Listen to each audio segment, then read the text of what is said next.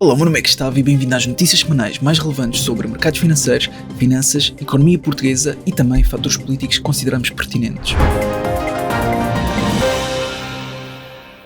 Esta nova série conta com o apoio da Frame24 e por isso quero desde já agradecer à mesma. Quero começar por destacar uma estatística da Eurostat que indica que Portugal teve em 2023 um salário médio anual de 22.933 euros, o que equivale a um salário médio mensal a 14 meses de 1.638 euros, incluindo já subsídio de alimentação. E acreditas que este valor é representativo da tua e da nossa realidade portuguesa? Se puderes, deixa nos comentários o que achas deste valor e se está a ser inflacionado pelo salário dos super ricos. Vamos então aos destaques da semana com a eleição de Trump.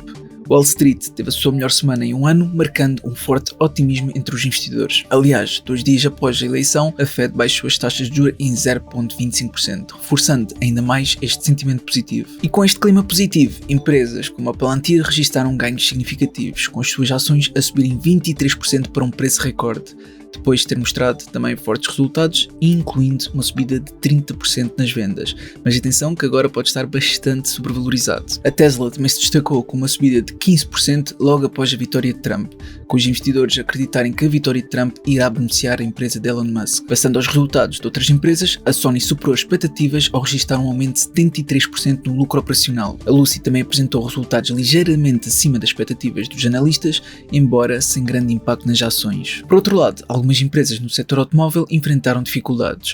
Por exemplo, a Nissan viu as suas ações caírem 10% após resultados desapontantes. A Toyota também registrou uma queda de 20% no lucro operacional, ficando abaixo das previsões. No setor de luz, a Ferrari sofreu uma queda de 7% após anunciar resultados que ficaram abaixo do esperado. Outro exemplo de queda foi a Pinterest, com as suas ações a desvalorizarem 15% devido a não ter apresentado resultados fortes, mesmo tendo atingido as expectativas. E por fim, destaque que a SMCI, que é a Supermicro, teve uma queda significativa na ordem dos 45%, depois de um relatório ter dado nota que a empresa apresenta irregularidades contabilísticas, o que até levou que o seu auditor se demitisse do seu cargo de auditor. Eu tenciono falar mais um pouco sobre esta ação no próximo Top 1, mas tal como tu sabes, o Top 1 anterior não foi a SMCI, foi a Google. Agora, o que acontece é que foi o Top 3, que foi uma ação mais arriscada, e claro que quem está disposto a adquirir este tipo de ações tem que ter estômago também para estas quedas.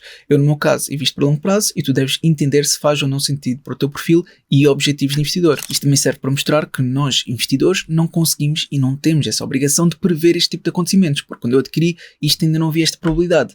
Aquilo que temos sim de fazer é saber avaliar o risco de cada investimento antes de o fazermos, principalmente no que toca a growth stocks, que sempre foram vistas como voláteis e arriscadas, sendo que também é importante fazer uma boa gestão de risco. E tal como tu sabes, no meu top 1, eu quando adquiri esta foi um montante inferior a 100 euros, por isso o impacto percentualmente é grande, mas em termos de valores absolutos é pequeno. Passando à Europa, a crise industrial continua a afetar a Alemanha, fragilizando ainda mais o governo de Olaf. O mercado de trabalho alemão refletiu esta crise, com o emprego a cair para o nível mais baixo desde julho de 2020. Por outro lado, o Banco de Inglaterra cortou as taxas de juros em 0,25%, levando a taxa para os 4,75%, numa tentativa de impulsionar a economia. Se por um lado a Europa está com a economia fragilizada, a América parece estar no melhor momento de sempre, com o indicador de Buffett a ultrapassar a barreira dos 200 de forma significativa. Já deves saber que os períodos de pré e pós-eleições americanas são os períodos de elevada volatilidade nos mercados, pelo que deves ter mais atenção na análise dos teus investimentos. Caso queiras esperar por períodos de maior clareza e também estabilidade económica,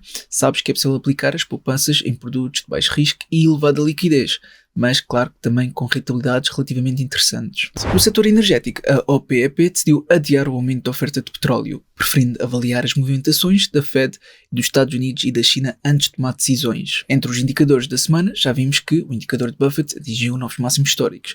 Portanto, passamos para o indicador de medo e ganância, que mostra níveis controlados de ganância. No mercado das criptomoedas, o Bitcoin atingiu os 80 mil dólares pela primeira vez e já está nos 88 mil, o que sinaliza um ponto importante no preço do Bitcoin e talvez até neste mês de novembro ou dezembro conseguimos chegar aos 100 mil. Essa é uma possibilidade. O indicador Altcoin Season indica também um crescimento nas altcoins, ou seja, das criptomoedas alternativas à Bitcoin.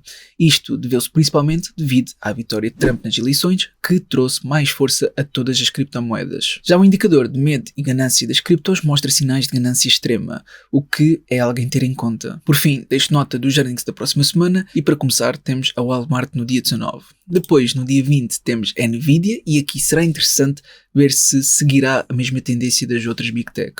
E além da Nvidia, ainda temos também a Snowflake e a NIO no mesmo dia. Passando agora a Portugal, começamos pelos destaques das empresas, em que a EDP Renováveis registrou uma queda de 53% nos lucros até setembro. Isto levou a que as ações da EDP desvalorizassem cerca de 5%. A Corticeira Amorim também teve um desempenho mais fraco, com os lucros a caírem quase 30%. Por outro lado, a chegada da operadora Digi ao mercado português já fez pressão nas ações da NOS, que caíram 4%. E a dona da empresa, Jerónimo Martins, mudou a sede de Lisboa para os Países Baixos, justificando como sendo uma natural continuação da internacionalização da empresa. Os 5 maiores bancos de Portugal registraram lucros de 3,9 mil milhões de euros, que representou um aumento de 19% em relação ao ano passado. E Portugal atingiu um valor recorde na captação de fundos europeus, recebendo mais de 10 mil milhões de euros. Isto não é necessariamente uma boa notícia, visto que Portugal devia criar valor e riqueza por ele próprio. Passando ao imobiliário, o valor médio das casas adquiridas com o IMT Jovem foi de 180 mil euros. E após as eleições americanas, Portugal tornou-se um destino popular para os americanos ricos que ponderam emigrar, o que poderá também influenciar a subida dos preços das casas. Entretanto, o mercado de automóvel em Portugal registrou um crescimento de 10% em outubro, comparando ao mesmo período do ano passado. E em relação ao panorama da cripto em Portugal, mais de 40% dos investidores portugueses possuem criptoativos, mostrando assim uma crescente adesão a este mercado. No plano socioeconómico, o salário mínimo na administração pública será de 878 euros, ou seja, 36 euros acima do salário mínimo nacional. Já relativamente ao emprego, a taxa de desemprego em Portugal manteve-se estável em outubro, registrando 6,1%, sendo que a taxa de desemprego nos jovens foi de 19,7%, que, apesar de ser elevada, diminuiu relativamente ao trimestre anterior. Para além disso, a inflação voltou a subir ligeiramente, registrando um aumento de 0,2 pontos percentuais, chegando a 2,3% em outubro. E no que toca às poupanças dos portugueses, este gráfico mostra que houve uma corrida ao resgate de PPRs em 2023, fruto do regime excepcional de reembolso sem penalização. Mas por outro lado, este ano os portugueses estão a aplicar mais dinheiro nestes produtos de poupança, sendo que houve um aumento de 60% face ao ano de 2023. Eu considero os PPRs como produtos interessantes, mas não considero assim tão bons em termos de liquidez. Por isso, para quem quer rentabilizar as suas poupanças, mas também quer ter a oportunidade de mobilizar o dinheiro a curto e médio prazo, devia pelo menos considerar também outras opções. Deixem nos comentários o que acharam do vídeo e também o que acham sobre o estado da economia americana neste momento. Acreditam que está muito sobrevalorizada ou este é o novo normal? Espero que este vídeo tenha sido útil. Se foi, não esqueças de colocar um gosto para apoiar e até uma próxima.